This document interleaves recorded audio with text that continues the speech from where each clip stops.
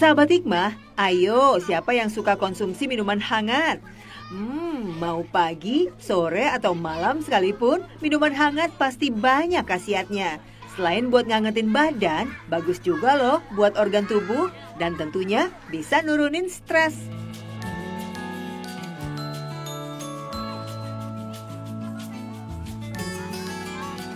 Nah, kalau minuman yang satu ini pasti kenal dong ya. Gak cuma air jahenya aja yang bisa dinikmatin, tapi berbagai topping yang hadir pun bisa bikin kenyang. Kalau sekarang mungkin kita udah mulai jarang ketemu sama tukang skoteng ya, tapi kakek yang satu ini tetap gak menyerah meskipun sudah banyak usaha minuman lain yang membuat peminat skoteng menurun.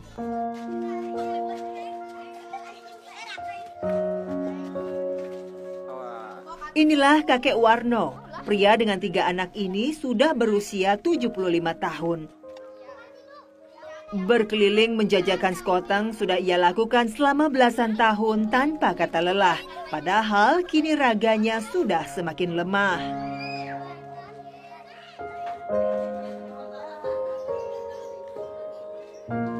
Sebelumnya, kakek Warno pernah menjadi kuli bangunan, namun musibah tidak dapat dihindari. Ia kecelakaan dan terjatuh dari ketinggian. Kepalanya terluka parah hingga mengenai saraf matanya. Memang sebelumnya celaka juga udah ada temen orang Cirebon.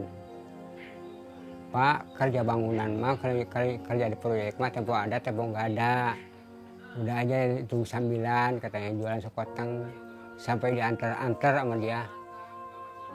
Gider keliling diantar-antar. Orangnya cuma sekarang udah meninggal, jadi nggak bisa jual balik ke dia tuh.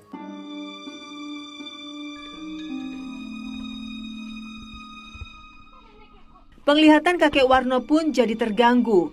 Bahkan sang istri pun tampak buram di matanya.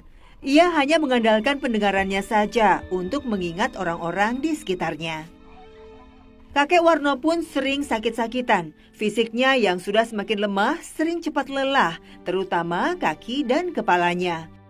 Sehingga kakek hanya 3 atau 4 kali saja dalam seminggu untuk berdagang. Pendapatan yang ada pun hanya bisa untuk makan sehari-hari. Bahkan kontrakan kadang harus dibiayai oleh anak mereka. Pas musibah tuh anak udah hampir keluar sekolah. Dari SMK. Alhamdulillah yang bontot itu istilahnya masih kemodalin lah. Cuman kesininya yang ada tuh habis-habisan. Boro-boro mikirkan kebeli apa. Buat makan juga udah lah, gitu lah.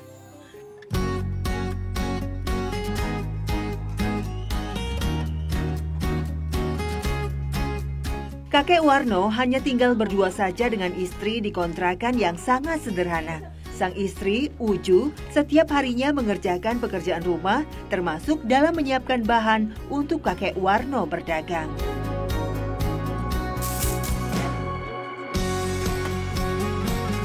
Banyak yang harus disiapkan oleh Uju sejak pagi buta. Pertama, ia harus menyiapkan kacang hijau dan mencucinya hingga bersih. Kemudian kacang hijau direbus hingga matang.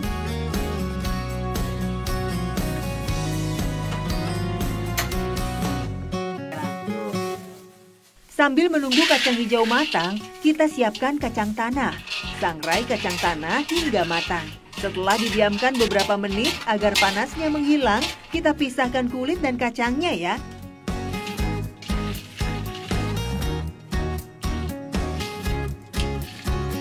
Terakhir, tinggal potong kolang-kaling jadi beberapa bagian.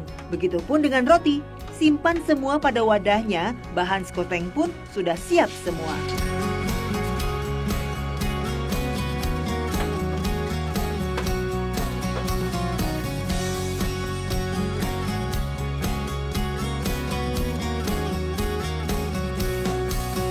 Sore hari, kakek Warno sudah mulai menyiapkan gerobak, membersihkan dan menata bahan-bahan yang ada.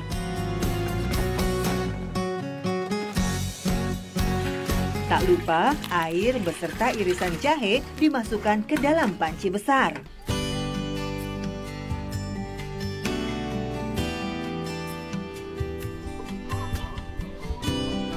Kakek pun berpamitan dengan sang istri, meminta restu dan juga doa agar dilancarkan dan diberi keselamatan selalu pada hari itu. Ya memang anak udah keluar tapi tanggung jawab masih ada katanya gitu. Ya terserah gitu kan ya, kalau mau jualan mau enggak kata anak-anak gitu. Jadi dia mah gitu orangnya enggak nego-nego sih.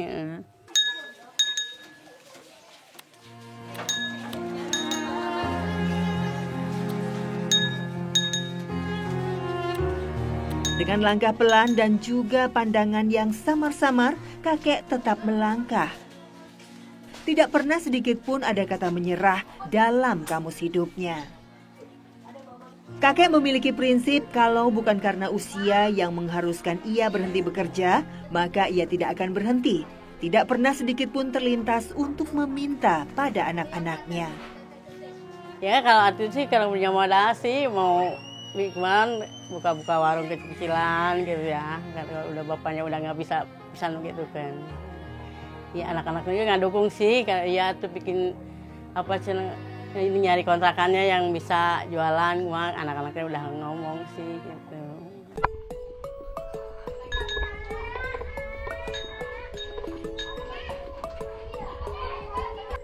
Allah Subhanahu wa Ta'ala pasti sudah mengatur rezeki tiap-tiap hambanya. Kakek Warno pun tidak pernah takut atas rezeki yang akan datang setiap harinya. Bahkan ketika bulan Ramadan kemarin, ia hanya dagang selama 5 hari saja. Seperti firman Allah dalam surat Hud ayat 6. Dan tidak satu pun makhluk bergerak, bernyawa di bumi, melainkan semuanya dijamin Allah rezekinya. Dia mengetahui tempat kediamannya dan tempat penyimpanannya. Semua tertulis dalam kitab yang nyata, Lauh Mahfuz. Ya memang tiap sholat juga minta sama Allah. Minta keborokan, keselamatan. Penting nama kuat iman lah gitu. Sahabat hikmah, teladan dalam bekerja keras dapat kita jumpai dalam kisah Imam Bakir. Pada suatu siang yang sangat terik, beliau sedang bekerja keras di ladangnya. Kemudian datanglah Muhammad bin Munzir sedang berjalan dengan cepat. Ia melihat Imam dan kedua budaknya sedang beristirahat karena kepanasan dan kelelahan dari kerja keras. Muhammad bin Munzir berkata pada Imam bahwa ia tidak perlu bekerja keras karena ia adalah seorang alim yang terkemuka. Muhammad bin Munzir berkata, "Apa yang engkau lakukan bila sang maut datang menjemputmu sementara engkau sedang sibuk mengejar urusan duniawi?" Imam berkata, "Biarkanlah sang maut datang menjemputku, sementara aku beribadah kepada Allah Subhanahu wa Ta'ala. Aku bekerja untuk menutupi keperluanku dan keperluan keluargaku."